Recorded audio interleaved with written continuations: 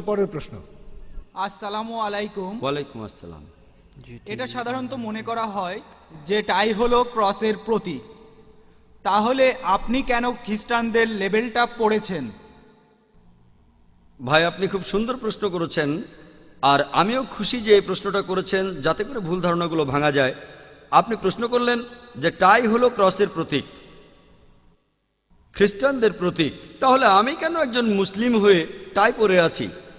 আর আমি জানি অনেক মুসলিম মনে করেন যে টাই এটা হলো ক্রসের প্রতীক। তবে আমি বিভিন্ন ধর্মের উপর একজন ছাত্র। খ্রিস্টানদের কোনো ধর্মগ্রন্থেই একথা উল্লেখ করা নেই যে গলার টাই হলো খ্রিস্টানদের ক্রসের প্রতীক। যদি এমনটা হয়, হাদিস পরিষ্কারভাবে বলছে আপনি সেই পোশাক পরবেন না যেটা অবিশ্বাসীদের পোশাকের মতো হয়। যদি সেটা অমুসলিমদের বিশেষ প্রতীক হয়ে থাকে, তাহলে সেই লেভেলটা লাগাতে পারবেন না, সেটা হারাম। আপনি বাইবেলে এমন কোনো কথা পাবেন না, বাইবেলে কোনো অনুচ্ছেদে কথা পাবেন না যেখানে বলা হয়েছে যে গলার টাই হলো ক্রসের প্রতীক। আমি আরও জানি যে অনেক মুসলিম পশ্চিমা কালচার পছন্দ করেন না, তাদেরকে দোষ দিচ্ছি না।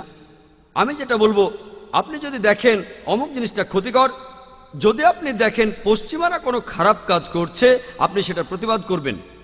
কিন্তু তারা যে ভালো কাজগুলো করে তাতে কোনো ক্ষতি নেই যদি সেগুলো মেনে নেন। আর যেগুলো নিরপেক্ষ সেগুলো তো ক্ষতি নেই, এগুলো তো আপনার প্রতিবাদ করার দরকার নেই। কিছু মুসলিম পশ্চিমাদের কালচারটাকে এতটাই অপছন্দ করেন যে তারা সব কিছুতে প্রতিবাদ করে। তাই এই জিনিসটা কোনোভাবেই খ্রিস্টানদের ধর্মের প্রতীক নয়।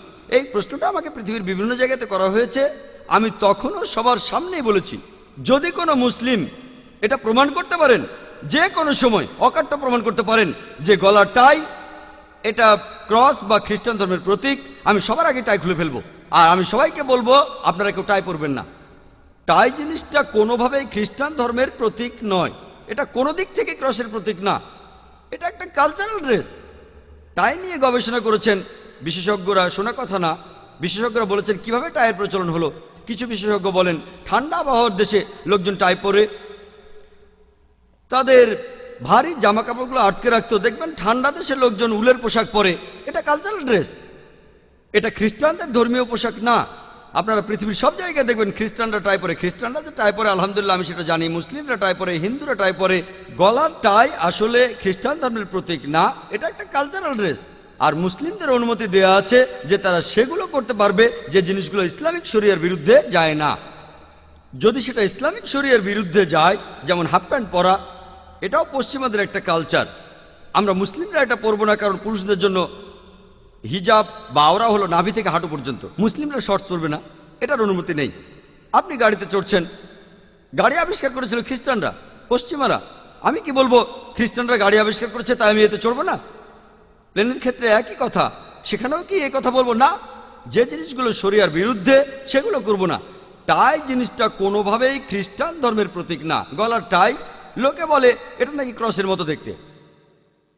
টাই খুলে উপরের অংশটা সোজা করে ধরেন, ক্রসের মতো দেখাবে। আমি বলি আপনারা যে কুর্তা পরেন সোজা করে ধরেন, সেটা আরো বেশি ক্রসের মতো লাগবে। তাই আপনি নিজের কল্পনা দিয়ে চলবেন না, ও কুর্তা তো ক্রসের মতো দেখতে তাই আমি কুর্তা পরবো না, এটা কি বলতে পারি? এমন কথা কি বলতে পারি?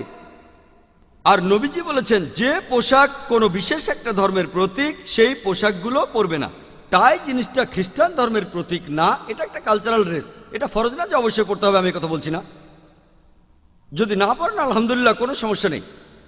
তবে আমি মাঝে মধ্যে পশ্চিমা দেশে যাই, এটা পড়লে অনেক রকম সুবিধাও আছে। আর ইসলাম যদি নিষেধ না করে সেটা পড়তে আমার আপত্তি নেই, কিন্তু ইসলাম যদি নিষেধ করে, আমি এমন কিছুই পরবো না যেটা ইসলাম নিষেধ করে, আমার লাভ হলেও না।